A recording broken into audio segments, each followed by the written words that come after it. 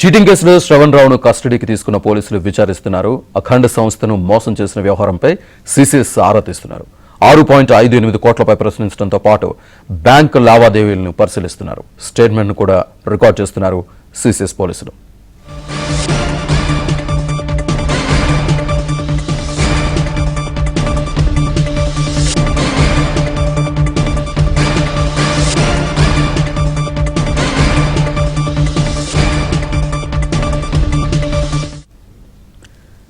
Cheating కేసులో శ్రవణ్ రావును కస్టడీకి తీసుకున్న పోలీసులు విచారిస్తున్నారు. అఖండ్ సంస్థను మోసం చేసిన వ్యవహారంపై సిసిఎస్ ఆరా తీస్తుంది.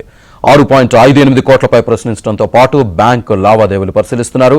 స్టేట్మెంట్ ను కూడా రికార్డ్ చేస్తున్నారు సిసిఎస్ పోలీసులు. పూర్తి డీటెయిల్స్ ని మా కరెస్పాండెంట్ ప్రవీణ్ అందిస్తారు. ప్రవీణ్,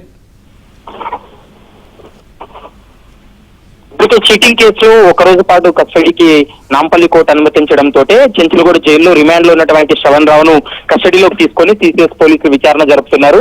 అఖండ ఎంటర్ప్రైజెస్ సంస్థ నుండి దాదాపు 6,58,00,000 రూపాయల వరకు కూడా మోసం చేశాడు. ఎందుకంటే ఎకోర్ ఇండస్ట్రీ నుంచి ముడి ఇనుమును కొనుగోలు చేస్తే టన్నుకు 300 రూపాయలు లాభం ఉంటుందని చెప్పి వారితోటి మాట్లాడిన తర్వాత అంటే ముందస్తుగానే దాదాపు 6,58,00,000 రూపాయలు డబ్బులు తీసుకొని మోసానికి పాల్పడ్డాడు. అయితే డబ్బులు తీసుకున్న తర్వాత అది కట్టకుండా అమెరికాకు పారిపోయాడు అనేటువంటి అంశాన్ని కూడా పోలీసులకు ఫిర్యాదు చేయడంతో ప్రస్తుతం పోలీసులు అరెస్ట్ చేసి జ్యుడిషియల్ రిమాండ్ తరలించారు. ఈ కేసులో శ్రవణ్ రావుకు సంబంధించినటువంటి బ్యాంకు లావాదేవీలు, ఆయన కంపెనీకి సంబంధించినటువంటి ఆర్థిక పరమైనటువంటి లావాదేవీలన్నింటినీ కూడా పూర్తి స్థాయిలో పరిశీలిస్తున్నారు.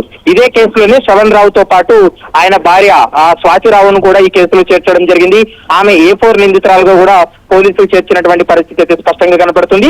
ఈ రోజు సాయంత్రం 5:30 వరకు కూడా శ్రవణ్ రావును విచారణ జరిపి స్టేట్మెంట్ రికార్డ్ చేసిన తర్వాత అతన్ని జ్యుడిషియల్ రిమాండ్ తరలించేటువంటి అవకాశం అయితే కనపడుతుంది. Srinivas. Right Praveen, thank you.